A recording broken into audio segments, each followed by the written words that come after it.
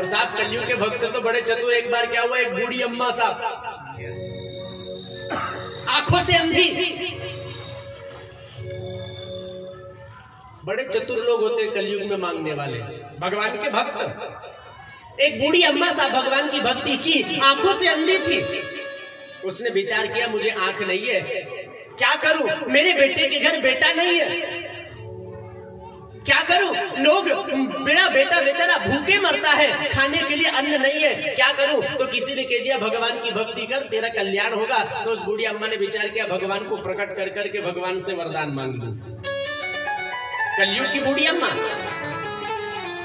अब बूढ़ी अम्मा ने भगवान की भक्ति की ना, तो सतत 1 महीने लगन से भगवान को भजा, भगवान की भक्ति की, भगवान का स्मरण करती रही। 1 महीना बीत गया।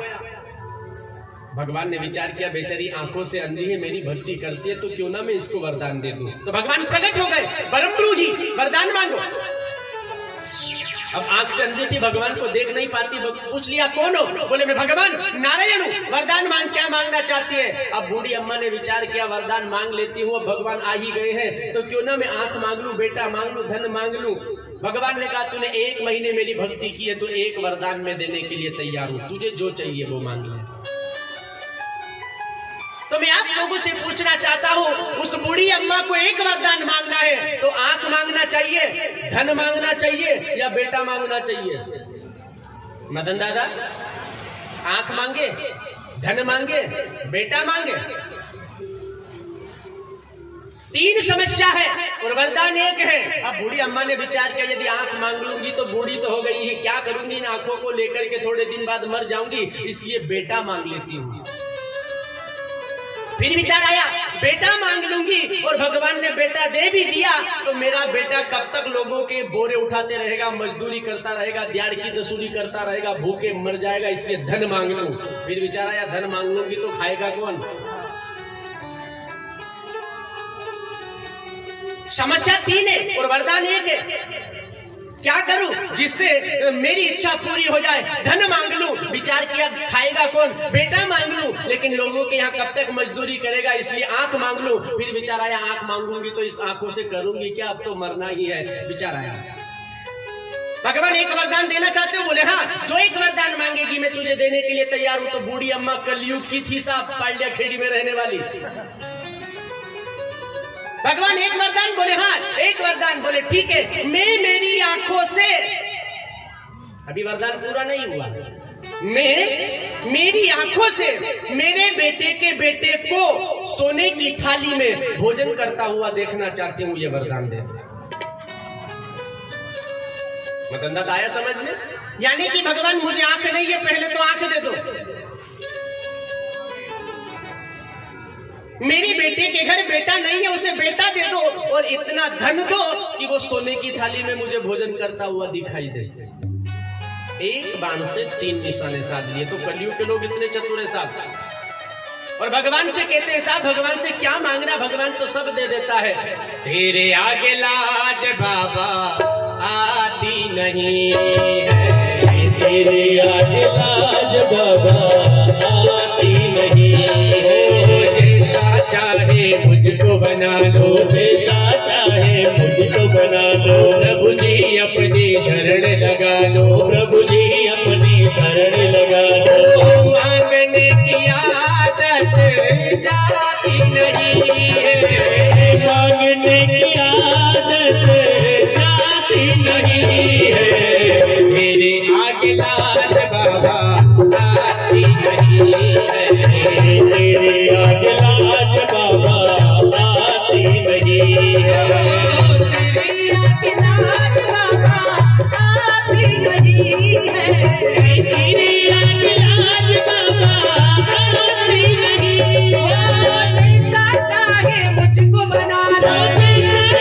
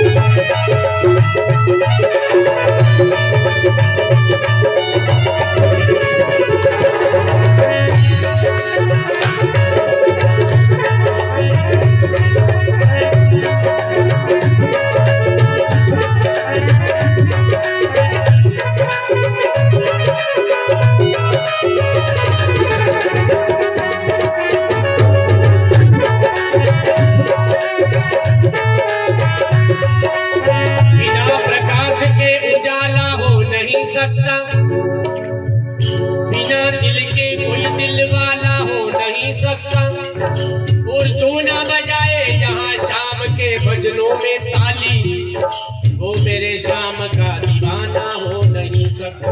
जो भगवान के दीवाने हैं तो भगवान के भजनों में साथ, भजन में ताली और भोजन में थाली, और ससुराल में मदन दादा साली। यदि नहीं होना तो आनंद नहीं आता है। उसी प्रकार से यदि भजन में ताली नहीं होना तो भजन का। और एक बात कह दूं, ये आपकी जो ताली है ना, ये कथाकार का वोल्टेज होता है। बल्ब चल रहा है और बल्ब में यदि अर्थिंग करंट नहीं दिया जाए, फेस अर्थिंग वाला, तो बल्ब डिम होने लगता है। और अर्थिंग में पानी डाल दो तो ये जो आपकी ताली है ना, ये कथाकार की पानी की करंट वाली जो अर्थिंग का पानी है, वो पानी है। आप जैसी ताली बजाओगे वैसा ही कथाकार के अंदर वोल्टेज आता जाएगा। और आप यदि ये चाहो कि राकेश गुरुजी के अंदर वोल्टेज नहीं आए तो फिर ताली भले ही मत बजाओ। वोल्टेज यदि डिम करना चाहते हो तो ताली मत बजाना, और वोल्टेज यदि बढ़ाना चाहो, क्योंकि सर्दी तो पहले ही है, वोल्टेज कम तो पहले ही मिल रहा है, और आप यदि वोल्टेज और कम करोगे तो बल्ब बिल्कुल डिम हो जाएगा। इसलिए यदि आपने ताली का पानी अर्थिंग में डाल दिया तो वोल्टेज फुल मिल जाएगा और बल्ब चकाचक चलेगा। फिर अभी तो दूसरा ही दिन हुआ है, 7 दिन तक लगातार चलना है, इसलिए पानी डालते रहो और बल्ब का प्रकाश श्री राधे।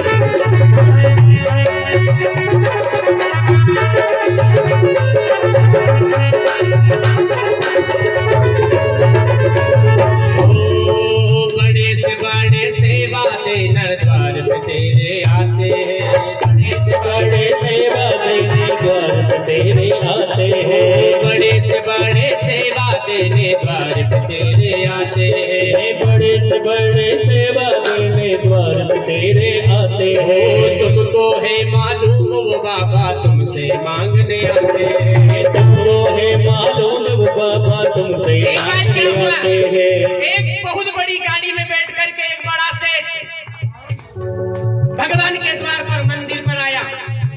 अब मंदिर पर आया ना तो एक भिखारी मंदिर की सीढ़ी पर बैठा।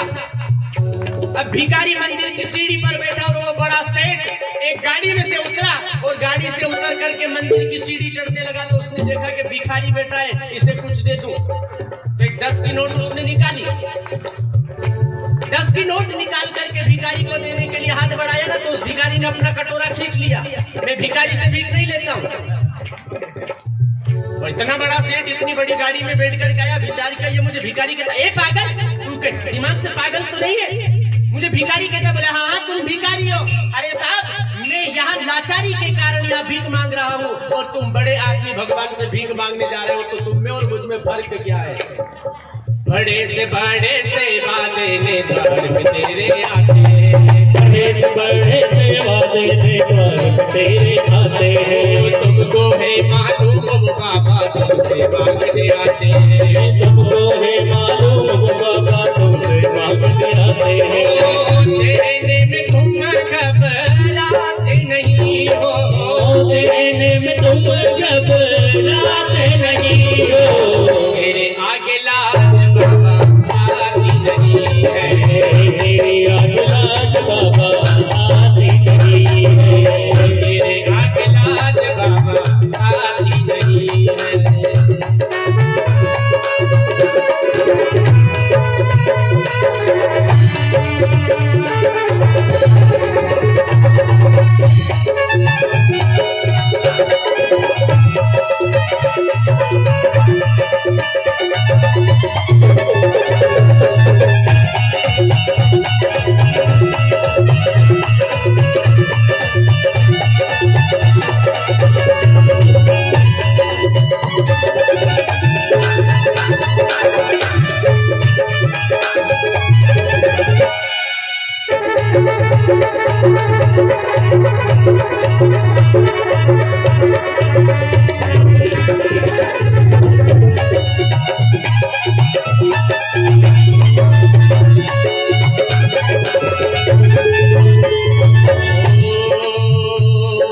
तुमसे बाबा शर्म करो तो और कहाँ में जाओ, तुमसे बाबा शर्म करो तो और कहाँ में जाओ, तुमसे बाबा शर्म करो तो और कहाँ में जाओ, तुमसे बाबा शर्म करो तो और कहाँ में जाओ, अपने इस परिवार का करता और कहाँ में पाओ, अपने इस परिवार का खर्चा और कहाँ में पाओ।